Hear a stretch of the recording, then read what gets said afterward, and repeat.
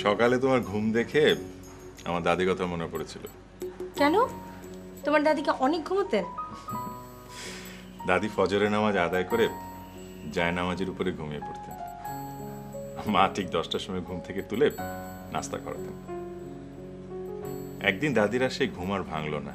আচ্ছা ধরো আমার পরিণতি যদি দাদির মতো হতো, তুমি কি অনেক কষ্ট পেতে? আমাদের পরিচয়টা একদিনের হলেও বন্ধনটা তো চিরদিনের। বন্ধনটা এত সহজে ছুটে যাবে বিষয়টা তো কষ্টেরই। আমি অনেক সুখী হতে চাই। দাম্পত্য সুখ সম্পূর্ণ ডিপেন্ড করে আসলে আন্ডারস্ট্যান্ডিং এর উপর। এ ব্যাপারে অবশ্য আমার কোনো দ্বিমত নেই। আচ্ছা শোনো, তুমি সন্ধ্যায় কি খেতে পছন্দ করো? সন্ধ্যায় এক কাপ চা, জাস্ট ঝালটাল এরকম কিছু। ঠিক আছে, আমি বানিয়ে নিয়ে আসছি। প্রথম দিনই রান্না করে ঢুকবে? অলরেডি রান্নাঘরের সাথে ইন্ট্রোডিউসড হয়ে গেছে। তাই নাকি? কি করলে? মার জন্য চা বানিয়েছি। মা খুশি আছেন? তুমি মাকে গিয়ে জিজ্ঞেস করো। কিরে দোস্ত, কেমন আছিস? এই তো ভালো। তুই ভালো না কেন? তোরে ছাড়া এই কয়টা দিন বড় নিরামিষ লাগছে। কিরে বড় ভাইয়ের বিয়েতে কিরকম মজা করলি? আদর সিনিয়রদের মতো মজা করা যায়? বোরিং। বড় ভাইয়ের মেজ ভাই প্রমোশনটা বোরিং করে দিয়েছে। কত আশা ছিল তোর বড় ভাইয়ের বিয়েতে মজা করব, তুই তো দাওয়াতই করলি। বিশেষ করে দোস্ত, ফ্যামিলির বাইরে কাউরে দাওয়াত করা হয় নাই। আর বড় ভাই তুই কোনো রকম জানিস। শোন, তোর অ্যাবসেন্সে একটা মজার ঘটনা ঘটে গেছে। কি? আরে না, তেমন কিছু না। আর যা হয়েছে বল না। তোর জরিনা আর বিয়ে হয়ে গেছে। কি? আরে না না, ও মিছা কথা বলছে। ওই মিছা কথা বলবো কেন? জরিনার বিয়ে হয়ে গেল। কষ্ট পালি? দেখ আমার কপালটা দেখ, শালা আমার কোনো মেয়ে পছন্দ করে না কেন? পছন্দ ঠিকই করে, বিয়ে করতে চায় না। আচ্ছা শোন, এক কাজ কর, তুই 11টা মিসকিন খাইয়ে দে। আচ্ছা পয়সা নাই। একটা মেয়ের মন পাওয়ার জন্য 500 টাকা খরচ করতে পারবি না? না পারবো না। অবশ্য তুই ধার দিলে পারবো। আমি বাপু ধারটারের মধ্যে নেই। তুই চাইলে আমি তোকে 500 টাকা ভিক্ষা দিতে পারি। কি? আমি তোর কাছে ভিক্ষা চাইবো? এই না মানে অফারের যোগে কোনো কিছু নেওয়ার না, আমি তো ভিক্ষা নাকি? দেখ কোনো মিসকিন খাইয়ে আমি কোনো মেয়ের প্রেম আমার মনের মধ্যে ফিক্স করতে চাই না, ঠিক আছে? গেলাম। আরে কই যাস? পুকুর পাড়ে। কোনো আইডিয়া পেলি নাকি? অবশ্যই। তুই জানুয়ারি থেকে আমার বন্ধুর ফার্মে বসবে। কিসের ফার্ম বাবা? আলু পটলের ফার্ম। তোমার কোনো সমস্যা আছে? আছে। কি সমস্যা? বাবা, আমার ফার্স্ট চয়েস ব্যাংক। যদি ব্যাংকের চাকরিটা না হয়? হবে, আমার কাছে গুড অফার আছে। আমার অফারটা যদি তার চেয়েও গুড হয়? কিন্তু তুমি যে বললে আলু পটল। এই তুই কি আমার সন্তান? একটা কথা বললাম আর অমনি বিশ্বাস করে ফেললি? তোর কোয়ালিফিকেশন কি আলু পটলের ফার্মে চাকরি করার মতো? আরে আমার সন্তান আমার বন্ধুর ফার্মে চাকরি করবে, সে চাকরি কি ছোট হতে পারে কোনোদিন? বাবা আজ আমার পরীক্ষা আছে। গাধা, সেটা কথা এতক্ষণ পরে বলতে হয়? যা। ভাবি,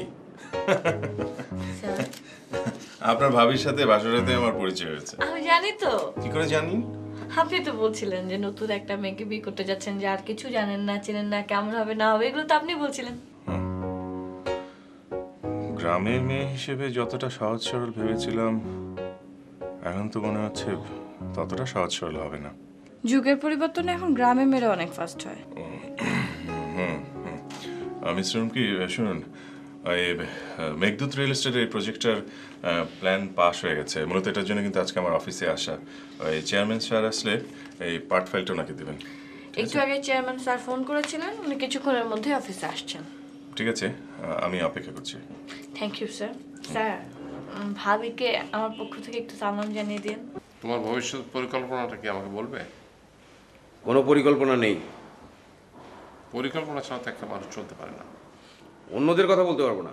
অন্যদের কথাটা তো আমি জানতে চাইনি, আমি তোমার পরিকল্পনাটা জানতে চাইছি। এই মুহূর্তে আমার কিছু বলার নেই। আমি অনেক পরিকল্পনা করেছি জীবনে, কিন্তু কোনোটাই বাস্তবায়ন হয়নি। হবে কি করে? তুমি তো মনটাই স্থির করতে পারো না। পারিনি, চেষ্টা করছি। তোমার এই চেষ্টার মেয়াদ মাত্র 1 মাস। এই 1 মাসের মধ্যে তুমি নিজের চেষ্টা একটা চাকরি জোগাড় করবে, তারপর 3 মাসের মধ্যে আমি তোমার বিয়ে দেবো। বিয়ে? অবাক হওয়ার মতো কিছু বলিনি আমি। তোমার বয়সটা কত হয়েছে জানো? 42 পেরিয়ে গেল। 43। মনে রাখার জন্য ধন্যবাদ। তো মনে রেখো যে তোমার আগামী বার্থডের আগেই তোমার ম্যারেজ ডে। যাও। হ্যালো, এটা কি হাবিব সাহেবের অফিস? কথা বলছো না কেন? কে কথা বলছে না ভাবি? তোমার ভাইয়ার অফিসে ফোন করেছিলাম, একটা মেয়ে ফোন ধরলো। হ্যাঁ, আমার মনে হয় আমি বোধহয় ভুল নাম্বারে ফোন করেছি। ভুল নাম্বারে ফোন করনি, ঠিকই করেছো। কিন্তু ফোন তো একটা মেয়ে রিসিভ করেছে। ভাবি শোনো, ভাইয়া কি অফিসে একা চাকরি করে? আর কত মানুষ আছে না? আর বড় বড় অফিসগুলোতে মেয়েরাই ফোন রিসিভ করে। ও তাই নাকি? ভাবি বলো, তোমাকে আমি অনেক পছন্দ করি। তোমাকেও আমি অনেক পছন্দ করি। তুমি করলে কি হবে? আর কেউ তো করে না। আর কেউ করে না মানে কে? আমি কি করে জানবো? আমিও কাউকে চিনি না, আমাকেও কেউ চেনে না। চিনবে কি করে বলো? আমাকে তো 24 ঘন্টা ঘরের মধ্যে বন্দি করে রাখে। ওহো, এটা তো খুবই দুঃখজনক। ঠিকই তো, আমার এত সুন্দর ননদিটাকে কেউ না দেখলে কি করে পছন্দ করবে? 24 ঘন্টা তো মা আমাকে চোখের আড়াল হতে দেয় না। আচ্ছা ঠিক আছে, শোনো, একদিন আমি আর তুমি দুজন মিলে মার চোখকে ফাঁকি দিয়ে বাড়ি থেকে ঘুরে আসবো। খবরদার এই কাজ করতে চেও না, ভাইয়া শুনলে খবর আছে। কাঁদছো কেন? চোখ পরিষ্কার করার জন্য। কি? কাঁদে চোখ পরিষ্কার হয়? কে বলেছে তোমাকে? আমি বলেছি। এসব ভুল, কাঁদলে চোখ পরিষ্কার হয় না।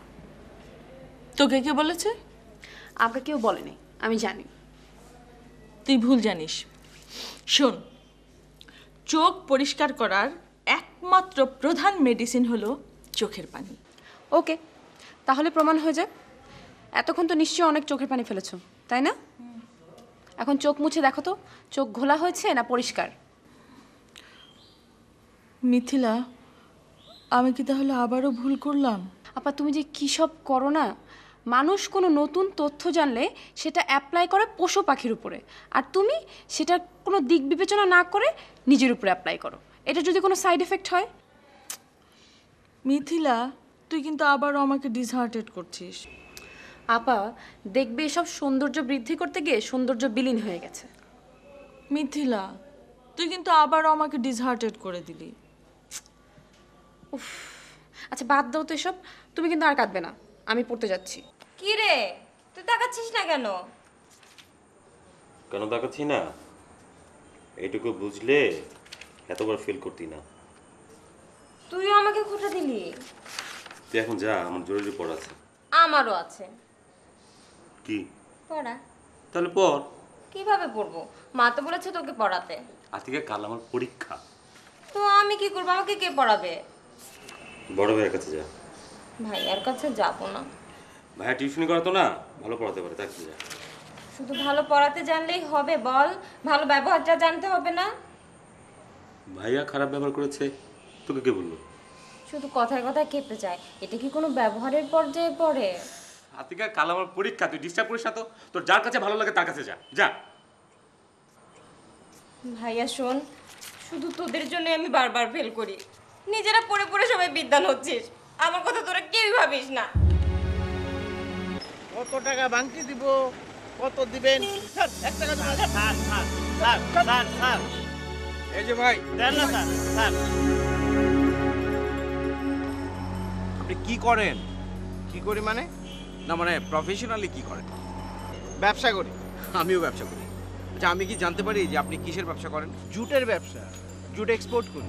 ও, জুট মানে পাটের ব্যবসা করেন, আবার এক্সপোর্টও করেন। তাহলে তো আপনার অনেক মূলধন। মূলধন ছাড়া ব্যবসা হয় নাকি রে ভাই? ঠিকই বলেছেন। তো এনাকে এখন কিছু ইনভেস্ট করেন। এত টাকা ব্যবসা করেন, আর এদের পিছনে 200-500 টাকা আপনি ইনভেস্ট করতে পারবেন না? দেন। ব্যবসা করলে এদেরকে দিতে হবে, এর কোনো আইন আছে নাকি? আইন তো দেশে অনেকই আছে, কে কয়টা মানে। দিয়ে দিন, দিয়ে দিন বলছি। দেবো না। দেবেন না? আপনারা এই যে গরিবের পয়সা মেরে এত বড় লোক হচ্ছেন, কোটি টাকা কামাই করছেন, আর ওদের পেছনে আপনি 2-4-10 টাকা খরচ করতে পারবেন না? ওখানে আপনি